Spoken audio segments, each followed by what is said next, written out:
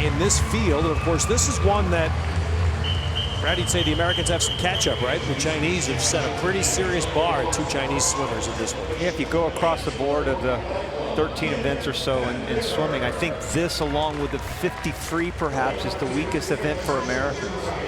All right, here's Kim Vandenberg, Olympic bronze medalist from relay in Beijing. She'll be in lane 1 in this final. This is an interesting swimmer to watch here. Caitlin Leverins, you know how well she swims the breaststroke. Second already here in the 200 breast, third in the 100 fly. Great NCAA championships for Cal. Kathleen Hersey is one of the 2 Americans who swam in the Olympic finals in this race in 2008. She placed 8th in the final.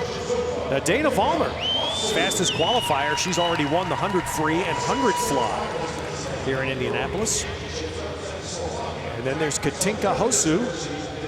She won the 400 IM here.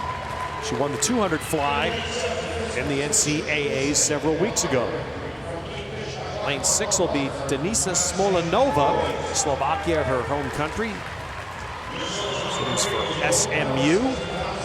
15-year-old Madison Wright from Michigan swims in lane 7.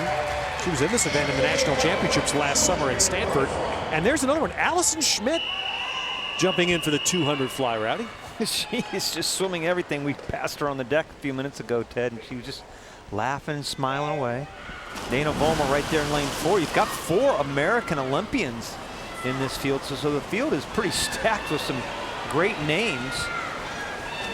I was talking to Dana Vollmer, the top qualifier right there in the yellow cap in lane 4 in the middle of the pool. I was talking to her earlier and asked her about this event, kind of teasing her. You were teasing her, Ted. I think you were standing with me and teasing her about swimming this event. It's not something that she really likes. The 200 fly is a grueling event. I think I took that impression away. This is tough. Yeah, but she did say that this helps her. This will help with her nerves. She's very nervous before this race. And she said, this is good practice for me heading into the trials to get real nervous before a race. Because some of the other events, you know, this is a real low key. We were down on the deck. Everybody's laughing and joking. You're going to have a completely different attitude when we get to Omaha. So it's a good chance for her to say, I can get up on the blocks and really get nervous. Here comes to the 100. Looks like Vollmer and Hosu are going to touch. And it's Vollmer by 6 100ths with the lead at the turn. Elaine Breeden is not here. Kathleen Hersey is in this final. They were the 2 Olympians. Now wait, is this a wide open competition, do you think, in Omaha? There's no question about that. This race, along with the women's 50 free, maybe even the women's 800 free, are the most wide open of any across the board. You don't have a Missy Franklin in it. You don't have a Natalie Coughlin in it. Some of the ones that are real heavy favorites, Rebecca Soni.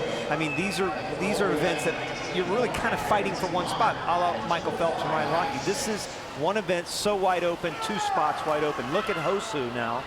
He knew she was going to start to take off that third 50, and she's done just that. She did this at the NCAA championships a couple weeks ago when she won the 200 fly, and now she's doing this again, and she broke the Hungarian record in the 400 IM last night when she went 4:31, and she is just flying this last 50.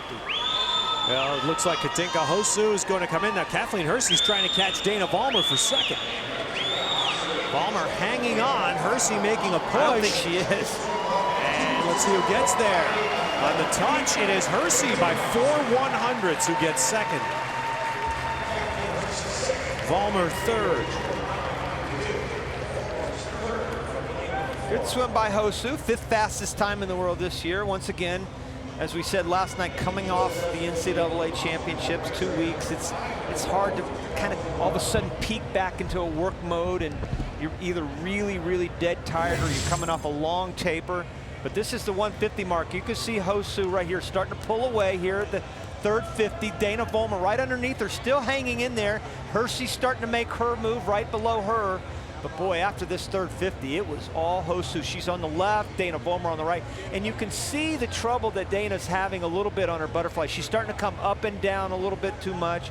The head's not quite in line as she had before. And Hosu really puts her kick into it the last 5 meters and had a tremendous last 50. Great swim for her 207 plus. Congratulations, Katinka.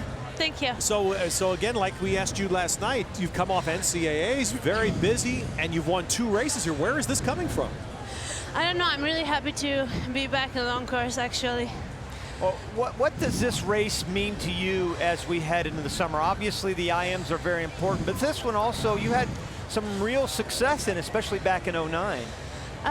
Yes, definitely. Actually, I'm not sure if I'm swimming both the 200 IM and the 2 fly at the Olympics yet, because it's kind of conflicting. So I don't know. It's like nice to see at these meets how it's going. Is there one that you favor over the other? I don't know. I'm not sure, but I kind of like the 2 fly better because it kind of seems like it's longer than the 2 IM. I mean, it's the same length, but it's kind of like more sprinty on the 200 IM. Well, good job tonight. Congratulations, Katinka. Thank you. Katinka Hosszu, her second victory in the Indianapolis Grand Prix. Kathleen Hersey edging out, just at the wall, edging out Dana Vollmer for second. So the women have kicked things off. Tyler Clary will be up in the men's 200 fly next.